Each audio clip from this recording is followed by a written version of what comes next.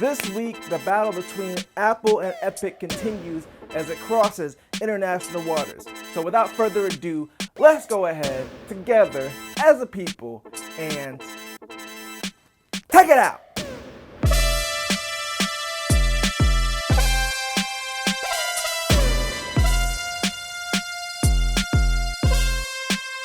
And welcome to another sensational Sunday. I'm Mike, and this is Mike Texts It Out. And yes, I am back here to talk again about the tech news. And this week, we are talking about the continuing battle between Apple and Epic. Now, I covered it in depth over a few videos last year because it's kind of been on hiatus because ultimately Epic filed a lawsuit against Apple for removing Fortnite from the App Store.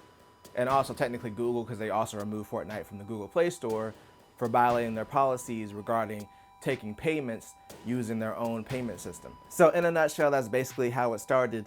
Now, before this started, there was actually another lawsuit against Apple in the EU for its App Store practices. Basically an antitrust suit saying that, hey, Apple is making it anti-competitive.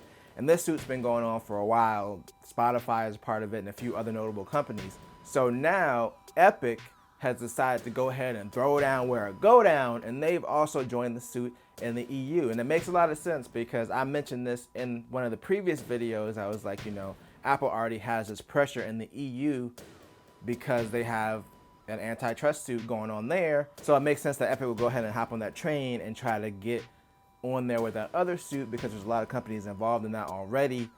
And EU has stricter antitrust laws than we do in the US.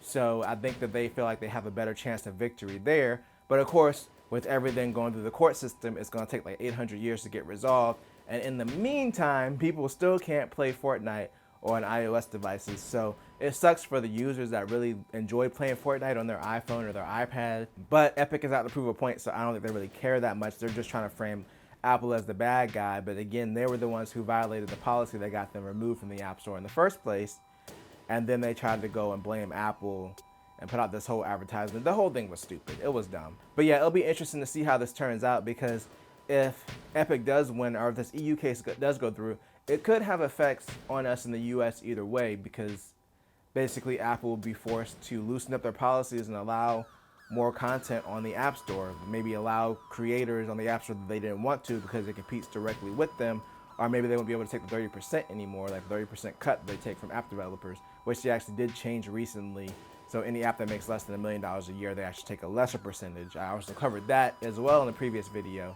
If you ain't followed the Mike Texts It Out Newsiverse, it's a whole universe of news that I do every week. So basically my opinion on this, I don't know enough about lawsuits to know what Epic's chances are of actually changing anything. I still don't like the way that Epic started this whole thing with basically like violating Google and Apple's App Store rules by doing their own payment method and then charging less money if you paid through them. And then when they got removed from both the stores, which they knew was gonna happen, they put out a slanderous ad against Apple to try to get people on their side, being like, oh, Apple took your Fortnite away. Like, nah, you broke the rules, you took the Fortnite away. I get the point that you're trying to prove, but still, it's on you. But the other thing we have to realize is Apple just isn't going to stand idly by. They're in the fight too. They're going fisticuff to fisticuff with Epic. So they actually went to Valve to try to get some information to use against Epic in their courtroom battle. And basically Valve was like, nah, we good. They basically denied their request. So let's hop into it real quick on what Apple was requesting and why Valve said no. So according to the Engadget article, Apple wanted information on Steam's yearly financial performance plus availability details for 436 titles to help gauge the total market size for Epic's available digital release channels. In theory, this would show that there's plenty of competition. So basically what Apple wanted to do was just prove that Epic is a big enough company where they can go and distribute the game themselves. They don't need the App Store, kind of like when they wanted to bring Fortnite to Steam, but they didn't want to pay the 30% that Steam was charging, so they went and created their own App Store. It was a big thing, and they've been paying for exclusive games to try to compete against Steam because they were mad about it. And of course, Steam is still the biggest platform on PC as far as digital PC games, but Epic has really carved out its own footprint on PC because in a similar situation to this, they didn't agree and they didn't want to pay the tax to be on the store, so they went and created their own store. So I think Apple was just requesting this information to show like, hey, when they didn't want to do it on PC, they went and created their own store and they've been successful in competing against Steam, which is a huge platform. So if they want to, they can make their own web app and put it out on iOS and still be successful without being on the App Store if they don't want to follow our policies. It's not really the same thing because Windows is just generally way more open than iOS or even Android as far as installing apps. Of course, they do have like the Windows Store where you can install official apps, but on Windows, you kind of have the mindset of like, oh, I'm going to go to this website and download this thing. Most people don't use the store on Windows to download apps. So I think there can be an argument made there, like on your phone, you're used to going to the App Store to get apps. Even if you're on Android, I doubt that many people are really side-loading apps regularly. Most people get their apps from the App Store. Whereas on Windows, that's not a behavior that's been taught because Windows has been around for so long, so everybody's just used to going to the website to download it. So you could argue that it is a lot easier for Epic to compete on PC, but I get the point that Apple was trying to make in the lawsuit. But again, Valve did say no, so let's go over the reason that they actually said no. So basically, according to the article, Valve said the request was overly broad and they were asking for highly confidential information that would force an extraordinary burden on the staff. And also they said Apple appeared to contradict itself in the past because they previously argued that the market involved platforms where Fortnite was available, but was now focusing on the mobile world. So basically Valve didn't want to give out their financial information. And then also they just said like, it doesn't seem like Apple's focused on one particular thing on this lawsuit. Like they're focused on every platform at first, and then they decide to focus just on mobile. So they don't even know where they're going. So they basically said like, Apple's too wishy-washy and we don't want to give our information out to support them in this lawsuit. So the funny thing is, considering that Epic had a falling out with Valve over pretty much the same thing, just on the PC side, you would think that Valve would want to help Apple in this lawsuit, but I completely understand why they don't. Aside from the reasons that they gave, it's just that if you look at the PC market with PC digital games, Steam is in a similar situation as Apple as far as its market share. Like it's the market leader as far as digital games on PC. So I think that aligning itself with Apple in this lawsuit would look bad because people could easily point the finger back at Valve and be like, you know what, you have a big market share on PC. Why don't we start looking at your practices? So I don't think that they want to put themselves in a position where they look anti-competitive, considering that they are still the biggest. I think that's probably a big reason why they really don't want to get involved in this lawsuit. Because again, it's really easy for them to end up in that situation where someone's like, you know what, why don't we look into Steam and see what they're doing? Maybe they're anti-competitive. They're trying to take out Epic, which I don't really think is the case, but I could see them seeing it that way. And like, you know what, we'd have to have a really good reason to get involved in this lawsuit. And I don't think Apple gave them a good enough reason where if they got involved, it wouldn't seem like they were doing it just to hurt Epic.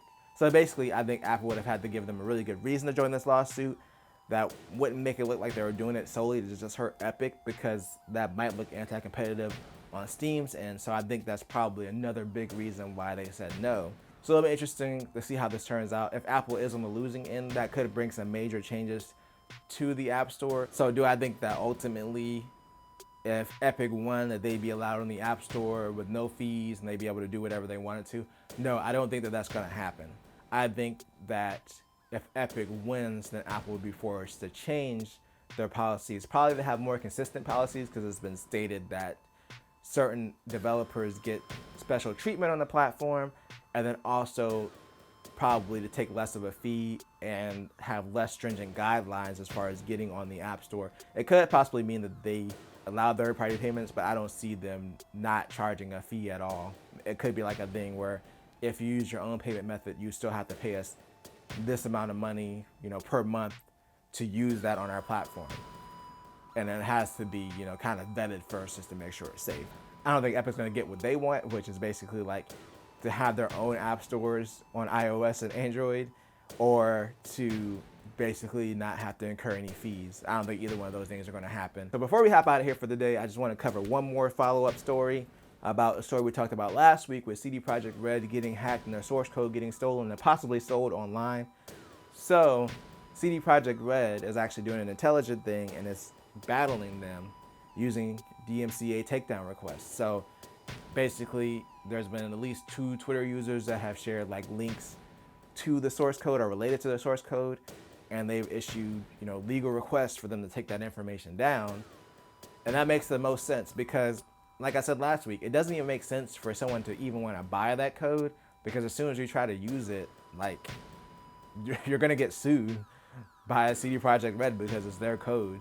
And then you'd have to prove in court that you didn't steal it. And then if they look at the code and be like, oh, this is identical, then it's just going to look stupid. Like, even if you change some of it and there's still their code in there, there's a good chance that you're going to get sued. It makes a lot of sense what they're doing. And like the worst case scenario for them now is that it'd probably be used to create some kind of like bootleg version or mods for Cyberpunk or Witcher or something like that. It's not going to be redistributed as a commercial product. So yeah, I'm all for kind of sticking it to unethical hackers, because there is such thing as ethical hacking. There are hackers that people hire to test like the security for the companies. There's ethical ways of doing hacking. I'm not for unethical hacking, which is what this was. So I say good on CD Projekt Red for using the DMCA violations responsibly, unlike the way that they often get used on like platforms like YouTube and Twitch and things like that. So I'm all for what they're doing, and I would say some unpleasant words about those hackers, but you know, trying to keep the language in check. That's gonna wrap it up for this week. So where do you fall on Apple versus Epic? Neither of them are innocent companies like they try to portray themselves as. They both have done crappy stuff in the past. I like Apple products. I more so lean towards Apple on this one, even though I do think that some of their App Store policies need to change. But what do you think? Let me know in the comments, and I'll be back on Wednesday to talk about a rumored special watch that a certain company is working on. But until then, if you enjoyed this video, make sure to tell a friend, tell a coworker, like, share, and subscribe. I always do at least 2 things at the same time.